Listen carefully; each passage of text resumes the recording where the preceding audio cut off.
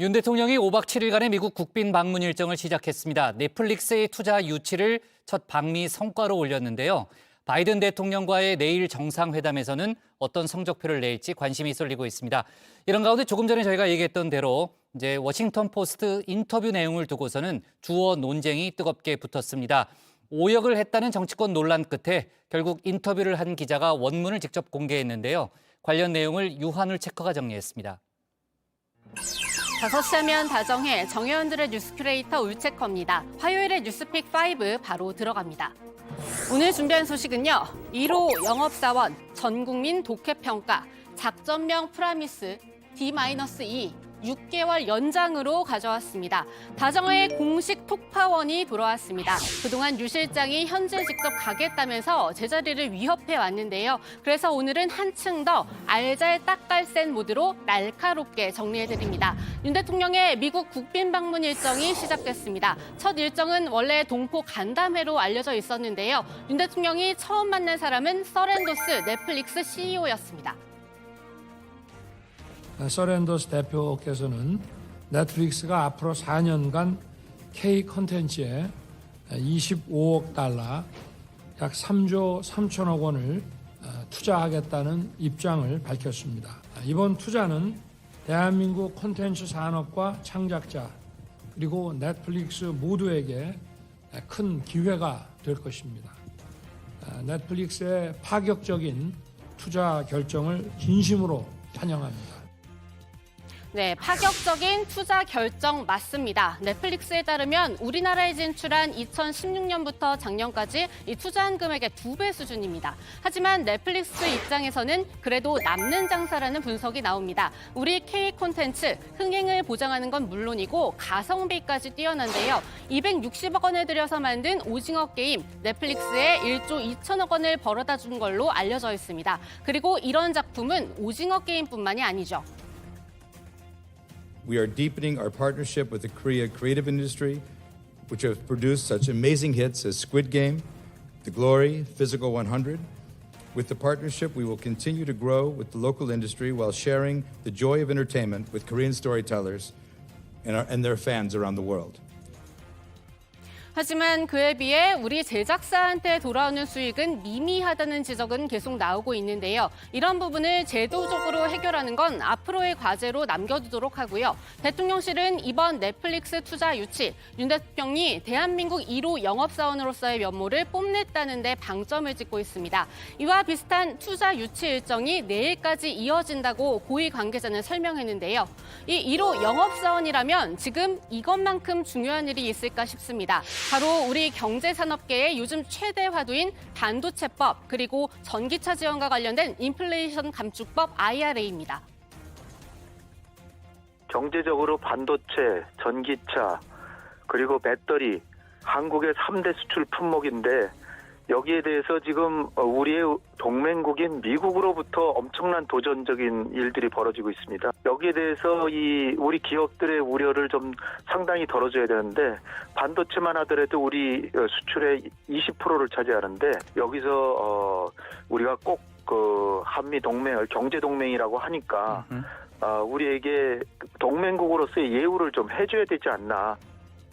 네, 우리 업체를 지원 대상에서 제외한 세부 지침이 공개되면서 이 IRA에 관심이 쏠려 있었는데요. 이번에는 반도체를 두고 비상이 걸릴 법한 현재 언론 보도가 나왔습니다. 중국이 미국 반도체 기업 마이크론의 대중국 반도체 판매를 금지할 경우 한국 반도체 기업들이 중국의 수요 부족분을 메우는 일이 없도록 해달라고 미국 정부가 한국에 요청했다는 내용입니다. 한미 정상회담 테이블에도 이 문제가 오를 것으로 보이는데요. 미국이 반도체법에 대한 고지서를 내민 것 아닌가 이런 질문에 대통령실 관계자는 자세한 건 회담 이후 성과와 함께 말씀드리겠다고 답했습니다. 우리와 다양한 가치를 공유하는 가치 동맹이며 경제적으로 긴밀하게 연계되어 있는 미국과의 첨단 산업 공급망 협력은 매우 중요합니다. 양국 기업인들이 참여하는 경제 행사를 통해 반도체, 배터리, 전기차, 바이오 등 첨단 산업 공급망 협력을 강화하겠습니다.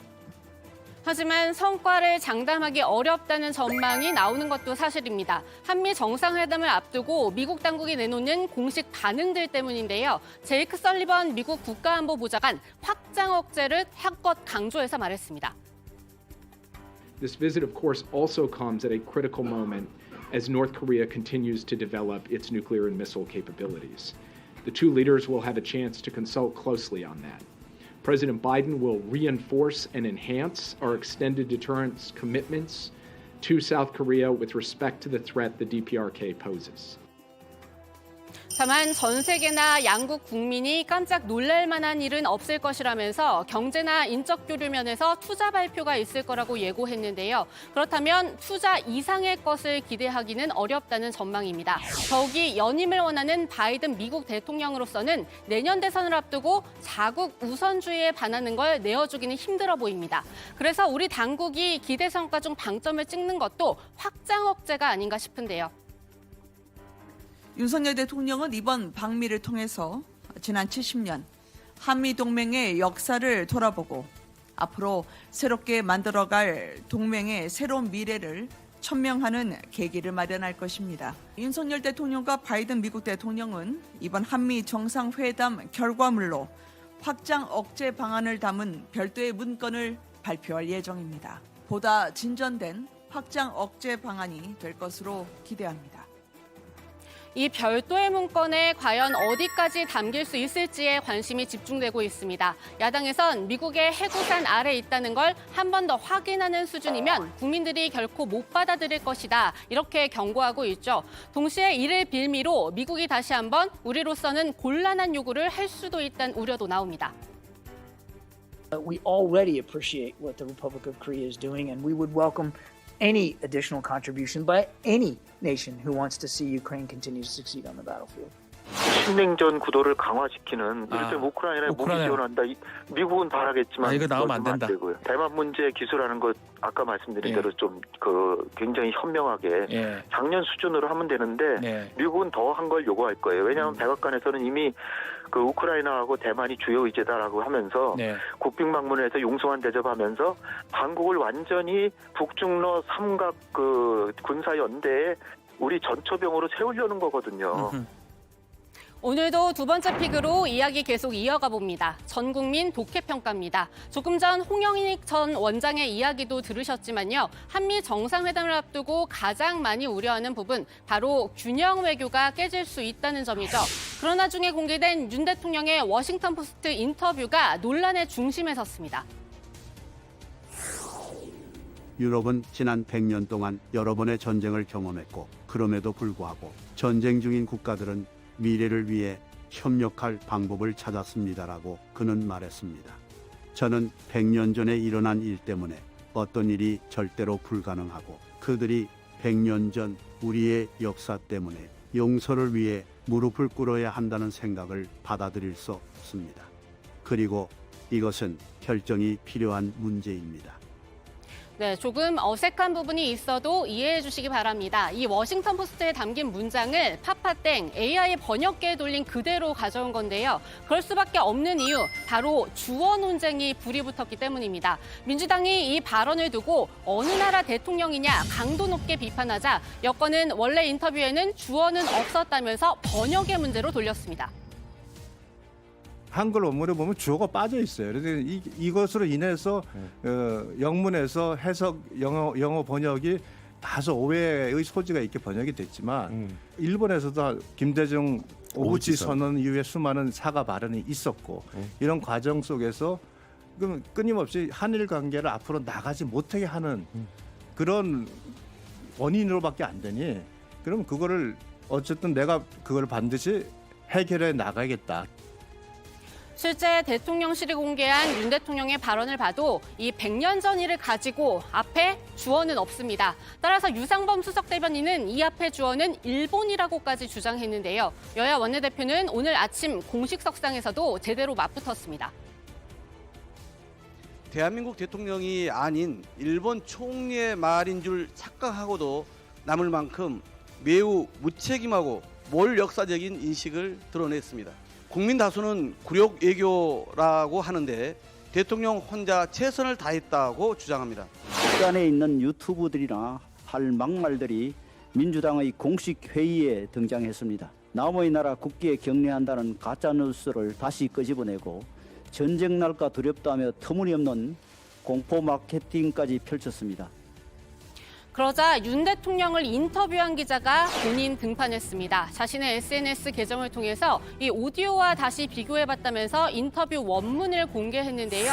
100년 전 일을 가지고 무조건 안 된다, 무조건 무릎 꿇어라라고 하는 이거는 저는 받아들일 수 없습니다. 이렇게 중간에 저는이 들어가 있습니다. 이거는 이 단어를 자주 사용하는 윤 대통령의 말투도 그대로 담긴 것 같은데요. 그런데 이 미셸 예히리 기자 낯설지가 않습니다. 지난 대선 국면에서도 당시 윤석열 후보의 서면 인터뷰 기사를 담당했던 기자입니다. 윤 후보가 본인을 페미니스트라고 지칭했다는 내용이 담기자 지지층이 술렁했고 그러자 국민의힘에선 그런 답변은 없었다고 주장했습니다.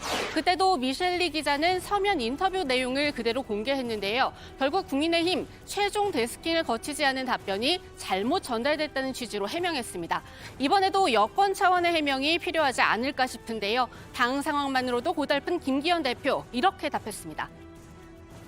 아니 근데 대통령께서 한 발언의 내용을 당 대표가 설명을 하는 건 아니잖아요. 네, 대통령 비서실에 물어보셔야 될 것 같은데. 당에서 주어가 일본이라고 했다 보니까요.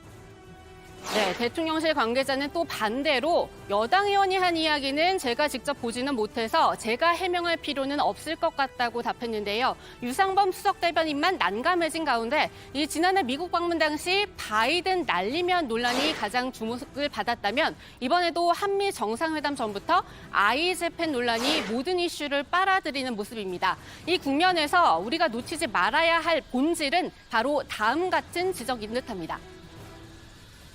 아니 이게 이제 좀 당혹스러운 게 계속 외신 인터뷰를 통해서 우리 국민들이 좀 이해하기 어려운 그런 어떤 외교적 발언이 계속 나오잖아요. 네. 근데 이제 외교라는 것은 어쨌든 대통령이 갖고 계신 뭐 철학 비전도 중요하지만 이게 워낙 중대한 이제 국익이 걸려 있는 문제이기 때문에 일종의 이제 국민적 합의 또 국가적 합의 이런 것들이 굉장히 중요하고. 네, 한미 정상회담 소식으로만 꽉꽉 채운 오늘의 뉴스픽은 여기까지입니다. 들어가서 관련된 이야기 조금 더 정리해보고요. 나머지 픽들도 함께 확인해보시죠. 뉴스픽 5였습니다.